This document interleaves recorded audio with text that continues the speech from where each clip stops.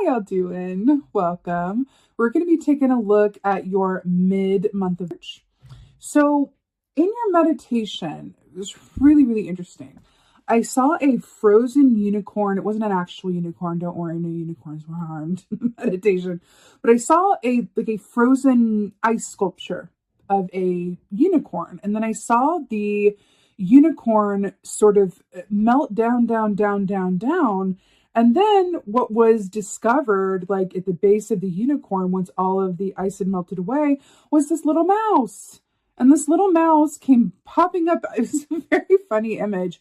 Came bounding out of this, like these ice shards, and then ran across this huge, like frozen lake of ice.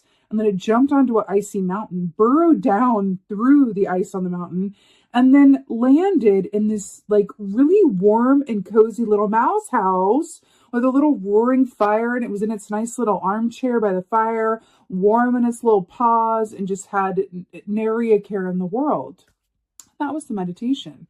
Let's break it down. So, on one hand, unicorn energy is very much equates to judgment in the tarot, which the tagline of the judgment key is look back with pleasure or look back in order to move forward, because it's what comes before the major arcana of the world key, which is the end of a given cycle, right? So it's about let's review before we close it up and move on, right? It's a way of ensuring or promoting that we learn from our history, right? Mistakes and achievements, right?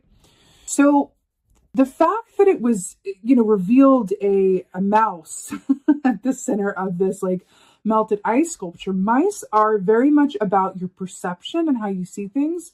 It's about attention to detail, but why have a true affinity for mouse medicine is that they are able to get in and out of places that other animals can't. So when someone is getting their power animal read and they're like, I want to be a wolf, I want to be a lion, I want to be a hawk, I want to be, all of these flashy creatures, as it were. And then they get a mouse, it can be a bit like, a mouse? But really, a mouse is a true power animal because they have what? Options, which also equates them to the Two of Pentacles in the tarot, which is about, successfully multitasking, right?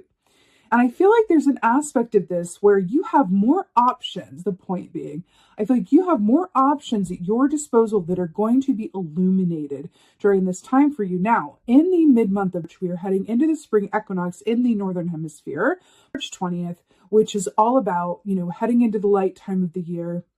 And it's about balance. It's about going from the dark time of the year into the light where day and night are of equal length. And there's also this beautiful energy with the spring equinox of fire, of renewal, of the spring clean, of the rebirth, right? So it's interesting. I want to take that a bit literally, the rebirth aspect of it for y'all, especially because we're going from ice to this little mouse in a house, like sitting by a roaring fire. So I definitely feel like there's this very happy transformation happening for you as a potential for mid-month of March. And perhaps even going beyond that as well. Usually transformations are not just for a couple week period, but hey, you never know. It'll be different for everyone. But let's go ahead and get your animal for mid. Animal energy for Leos for mid. Oh, it's so good. The rabbit. This is so perfect because we're talking about the spring equinox, and the animal associated with the spring equinox is the rabbit, right? Springtime, beautiful. So this is interesting too, because with the rabbit, I always say, and it's interesting because we're going back to the light and dark, right? There is a light and dark energy with every single animal medicine and to really every single thing in life. The dark or shadow energy of rabbit medicine is being paralyzed by fear, or that self-fulfilling prophecy that comes true because we think it or speak it into existence, right? If you look at the Kim Krantz animal book that comes along with this, she writes about how in lore, the rabbit just was telling all of its friends that one day the eagle was going to find it and eat it. It just knew it. That one day the eagle was alerted to the rabbit's location because it was talking so much about how the eagle was going to find it. It was like, oh my God, did I just hear someone say eagle is going to eat me? Where at? And went, and that was it. And so it's really about the power of the self-fulfilling prophecy, right? Now, the light side of rabbit energy is about fertility, abundance. This is Empress energy as well, right? It's an Empress / Nine of Swords, depending on how you choose to work with it, which is always really interesting when the power and the choice is up to you, right? Again, back to that mouse and that I almost said double pentacles, but yeah, two pentacles, multitasking and optionality, right? So it's interesting with this fertility, with the spring equinox, with the ice and it melting and then going to the fire.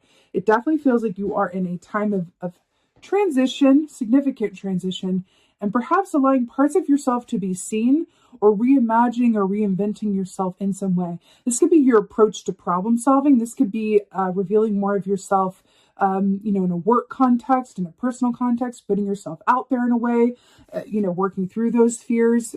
Another tagline of rabbit energy is that abundance is on the other side of fear. All right, let's go ahead and get some Y'all ready for this? The shadow side. So talking about light and dark and shadows. So this is what's going on. So this is the devil key in the tarot, which speaks of our attachments, but it speaks of fear. We're talking about fear and light and dark. So the fact that this is coming up for you right off the pop really speaks of, coming from a place of recognizing how your fear, whether subconscious or subconscious, has held you back or dictated your choices or really informed your choices. Sometimes our subconscious fears can inform our choices and we don't even know what's happening. That's why we want, as much as possible, really dance with that shadow side and work with it because it's there to inform us, right? Interesting. We got rabbit, which can be about fear, and then the devil, which is about fear. What stories are you attached to? I'm hearing, what stories are you attached to that you can release? What stories that you learned, that you inherited, or that you tell about yourself? I'm hearing, don't be so quick to believe in your own fiction. It's like that rabbit saying, that eagle's going to eat me. What stories are you telling yourself, right? That are actually fiction, but to you they're facts. Here we are. 6 of Cups. Brilliant. I love that it's all springy and stuff. So, the 6 of Cups is interesting because it's very much about the past. And we were talking about judgment energy, which is about the past with that frozen unicorn. The deal with the 6 of Cups in the past, that it's very much about nostalgia, but it's very much about the way that things used to be, whether when you were a child or, any aspect of yourself that looks back and remembers things in a better or worse light than they actually were. There's something about a shift of perspective that wants to happen here, or really allowing yourself to kind of break through or remove some blinders that you may or may not have been aware of were in place, right? And kind of allow yourself to kind of see things a little bit differently, and in doing so, liberate yourself from some aspects of yourself or your given circumstances that are in some way limiting your potential. Yeah. Aren't they cute though? Those little babies. Okay. Let's see what else is going on. Knight of... I didn't do that well. I'm trying to do the Alyssa Edwards. There it goes. You're like, really? Get to the card. Okay. So we have Knight of Cups here, which is... This is fascinating. Fascinating. Because Knight of Cups is very much about connecting to work that you love to do. This is a signifier for that. Doing work that you love to do, and also being in emotionally fulfilling relationships, right? But I feel like this is a cup you are extending to yourself. I do. I feel like it's something you're extending to yourself. It's an offer that you're giving yourself and saying, like, can I be honest with myself through a lens of acceptance and non-judgment? And in doing so, free myself up from anything that's been keeping me from highest and best potential, like we said. I feel like this is about an approach to the way that you either do the work that you do or the way that you go about your relationships. And I feel like there's a particular emphasis on what would your life look like? What would your work success look like? What would your interpersonal relationships look like? What would your relationship with yourself look like if you were to consider it from the vantage point of the mouse, right? Being willing to look at what's underneath the surface of your own status quo, learned or otherwise, and see what's at the heart of it. And in doing so, abolish the fear, Fear is so often the culprit of so much. And the trickiest part about it is that it's really good at disguising itself as other things. It just is. It's really, really good at that. Right? We can look at why we've only come so far in our work, or look at why we've only come so far in our relationships, or look at why whatever else have you, and say there's a million different reasons why, but there's so much of the time fear is the reason in some way, shape, or form. I feel like this is an invitation to sit down with your fear, offer it a cup, and say, let's have a drink and discuss. It really feels like that's what's going on here, especially with the rabbit energy and the devil and the Six of Cups.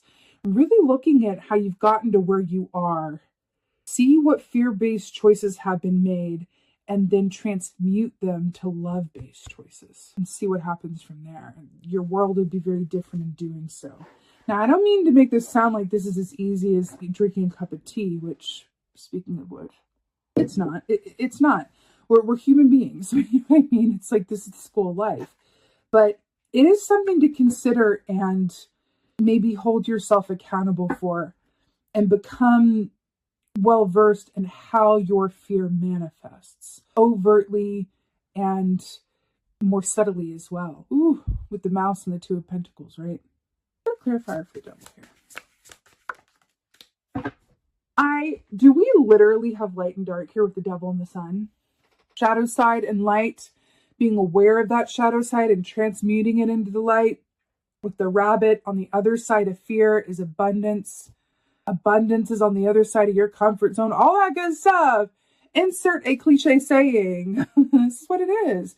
The sun, illumination, enlightenment, joy, health, all of that good stuff. With the devil, fear, entrapment, temptation, limited thinking.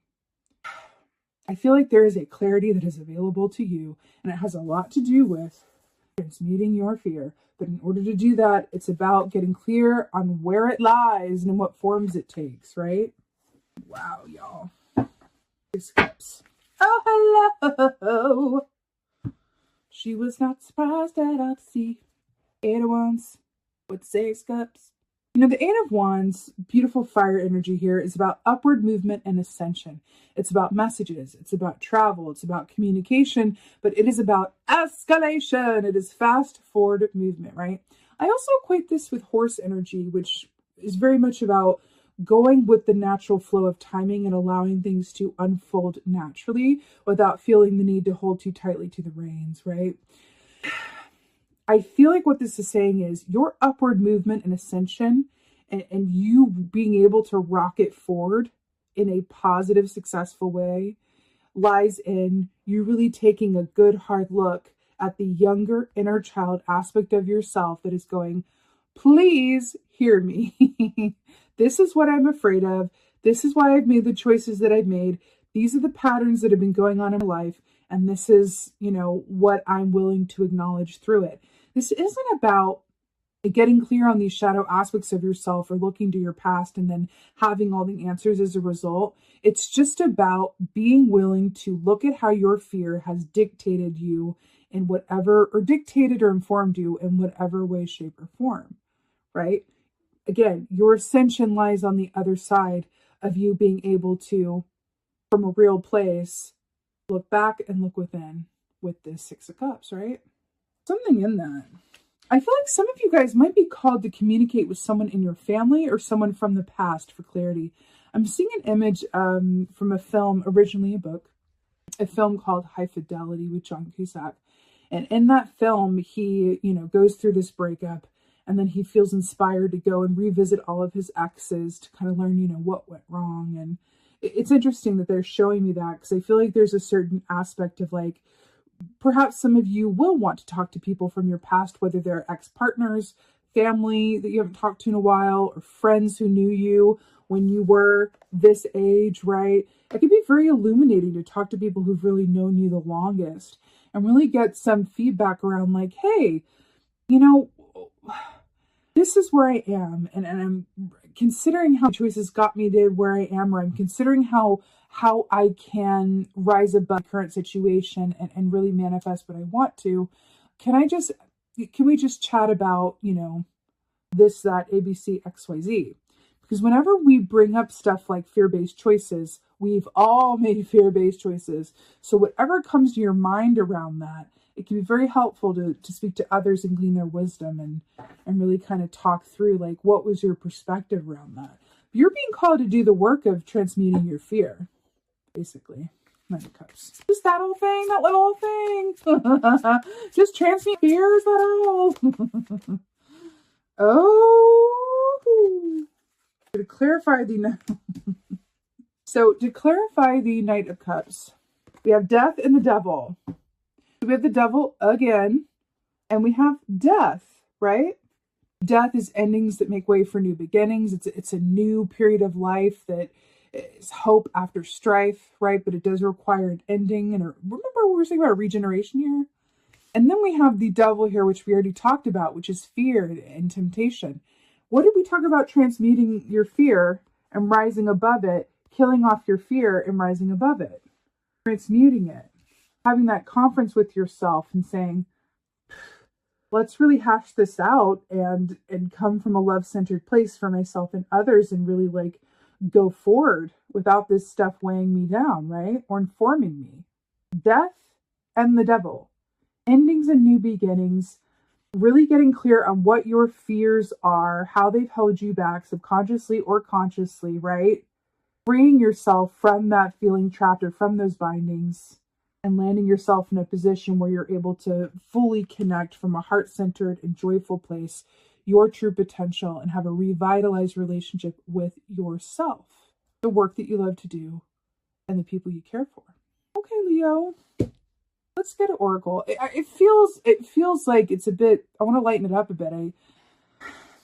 It does feel a bit, intense, but it also feels like this is the work. This is the good work. You know what I mean?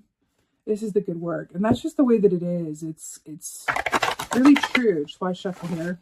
I will tell you that when we really look at the tower moments in our lives, we can almost trace it back to all the fear-based choices that led to those tower moments. How we avoid some tower moments, not all of them because that's life, but how we avoid, some tower moments is to make love-based choices over fear-based choices, which can be the scarier choice in the moment. And that's why fear is so tricky, right? But so is the human experience, right? Just gotta do our best to get out of our own way, right?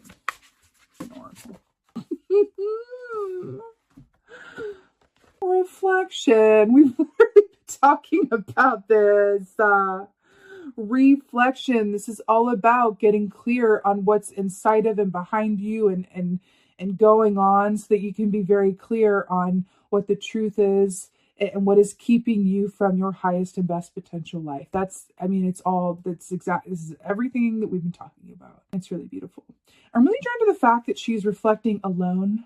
I want to take this as an opportunity. It really feels like, yes, this is good work to do alone, but I would also urge you to really talk to other people who might have a keen insights on some things that come up for you around this stuff. Let me just give a brief example. Let's say that you are doing work that you're doing work that you're successful at, and you can't complain about that, but you're feeling stressed. You're feeling not as happy as you could, would, or should be. You're not feeling great, not feeling too Knight of Cups about it, but at the same time, it's all good on the surface, right? So that's a question. What is that about? Why am I successful, but I don't feel great in that success? That's a really good example of it's going to be different for everyone, but that's a really good example of a starting point to kind of tap into, well, if I'm not feeling good in success, then is it really success at all? Or is it just the land of the devil with the material abundance? Because if you don't have that material abundance with the Knight of Cups emotional abundance, then it's not really abundance at all. It is, like this, with the death key here, it's an illusion, right? Do your feelings up with your exterior? How does your internal life match up with your external life and vice versa? They say that your external reality is a reflection of your internal world. And I feel like that is very true. and you're being asked to excavate your internal world, be the mouse. Go beneath that ice, sit by your own proverbial fireplace, and see things from a perspective that only a mouse can, right? Look at the finer points and details. Look at it from a different angle or side or time. And in doing so, gift yourself with clarity and freedom and acceptance as well, right? Reflection. It's the name of the game for you guys, Leos. I am wishing you guys a most abundant March. I am wishing you guys a very happy spring equinox if you are in the Northern Hemisphere. And with that being said, just thank you guys so much for being here. And as always, and most of all, thank you for being you. And be well. Until next time.